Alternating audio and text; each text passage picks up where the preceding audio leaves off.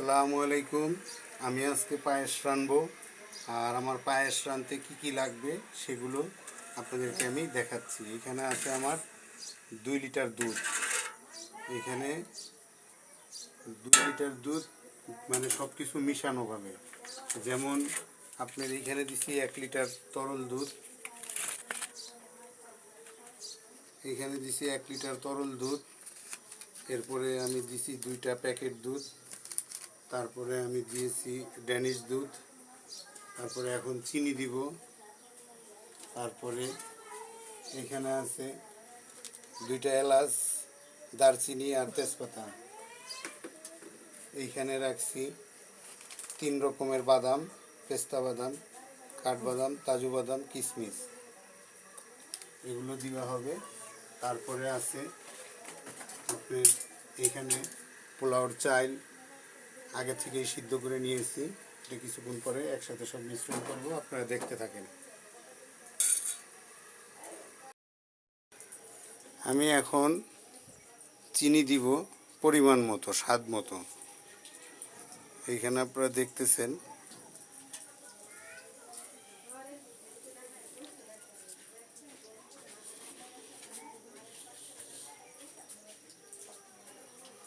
চিনি যে যেরকম মিষ্টি খাইতে পছন্দ করে সেরকম দেওয়াটাই উচিত।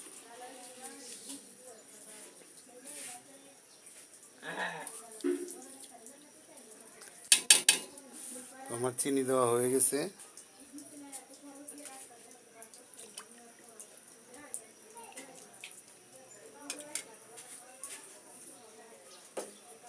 এখানে একটু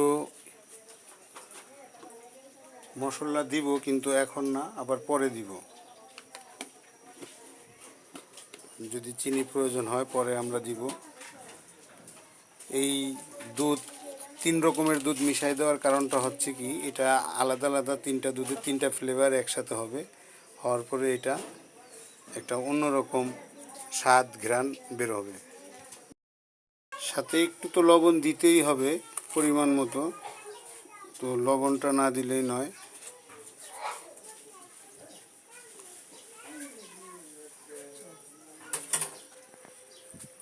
এবার এলাচ, দারচিনি, তেজপাতা দিতে হবে।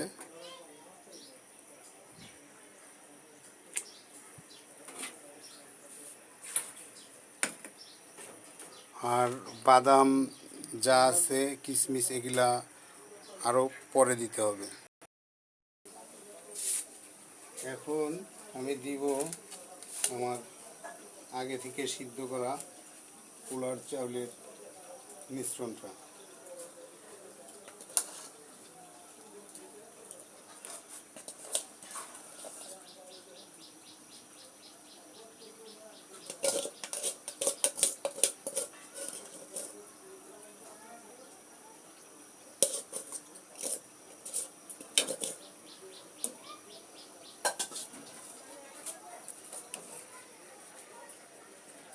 মিশ্রণটা দেওয়া হয়েছে।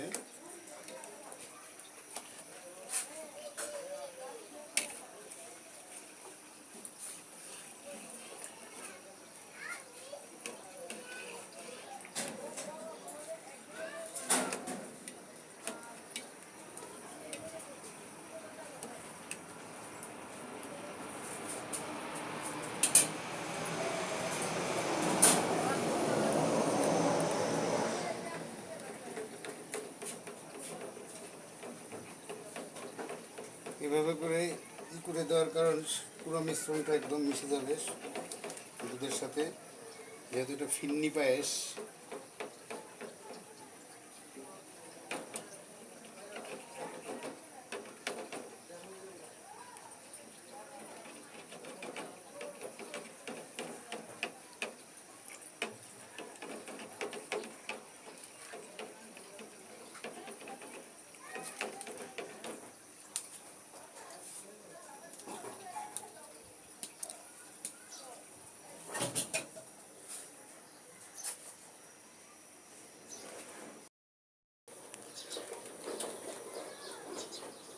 এখন দিয়ে দিব কাঠবাদাম, পেস্তা বাদাম, সাথে দিব কিশমিশ।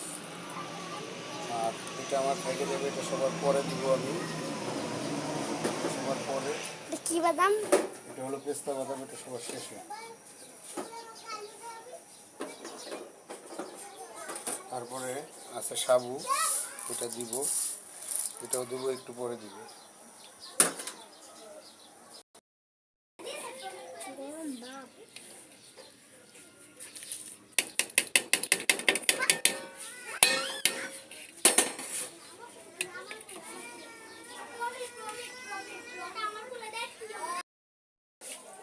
আমার রান্না কমপ্লিট, মজাদার রেসিপি রান্না কমপ্লিট হয়ে গেল আমার।